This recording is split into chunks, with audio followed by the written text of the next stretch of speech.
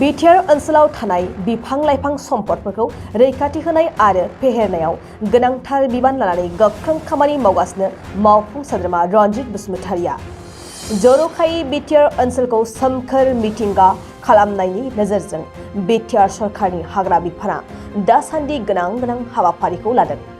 दिनै बिटिआर सरकारनि हाग्रा बिफाननि मावफुं सोद्रोमा रनजित बसुमतारिया पार्कनि बिफां गायनाय आरो माखासे हाबाफारिनि थाखाय अन्थाइ खाम्फाखौ बेखेवनानै होदों। चिरां जिल्ला फरेस्ट डिभिजननि बेंटल बिसिडिसिनि सिङाव थानाय आथियाबारियाव दिनै मावफुं सोद्रोमा रनजित बसुमतारिया अन्थाइ खाम्फाखौ बेखेवनानै होयो।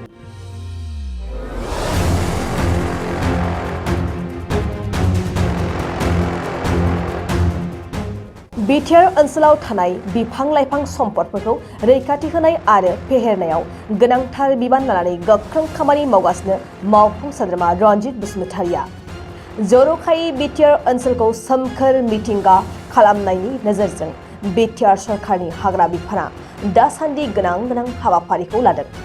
दिनै बिटिआर सरकारनि हाग्रा बिफाननि मावफुं सोद्रोमा रनजित बसुमतारिया पार्कनि बिफां गायनाय आरो माखासे हाबाफारिनि थाखाय अन्थाइ खाम्फाखौ बेखेवनानै होदों। चिरां जिल्ला फरेस्ट डिभिजननि बेंटल बिसिडिसिनि सिङाव थानाय आथियाबारियाव दिनै मावफुं सोद्रोमा रनजित बसुमतारिया अन्थाइ खाम्फाखौ बेखेवनानै होयो। फै बयबो फै जमदुवार दख'रानि थाखाय मोनसे फोसावथाय। गसाइगाव महकुमानि सिङाव थानाय जमदुवार दख'रा एबसुआ सानथामनि हाबाफारिजों गाजा गोमजायै 5थि खेब बोसोरसालिया जथुम्मा खुंफुंगोन।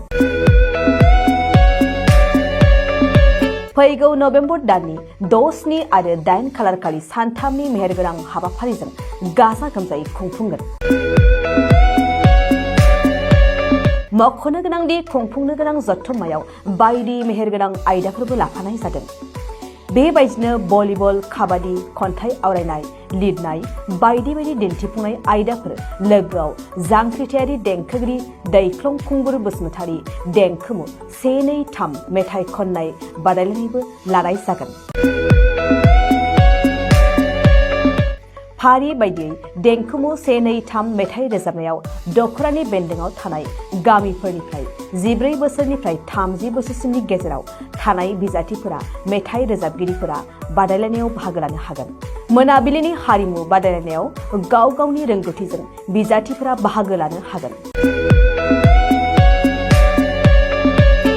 एक्जिबिशन दिन्थिफुंनायखौ 6 नबेम्बरनिफ्राय जोबजासिम नुनो मोनगोन। 6 नबेम्बरनिफ्रायनो भलिबल आरो काबादि गेलेनाय बादायलायनाया जागोन। 8 नबेम्बर 2022 इं अक्ट' खालारखालि हारिमु मोनाबिलियाव मिस्टार प्रेक्टिकेल बसुमतारी आरो मिस दीप्ति बसुमतारी मोननि गाबगोनां हारिमु आरो फेस्ला दिन्थिफुंनायखौ नुनो मोनगोन।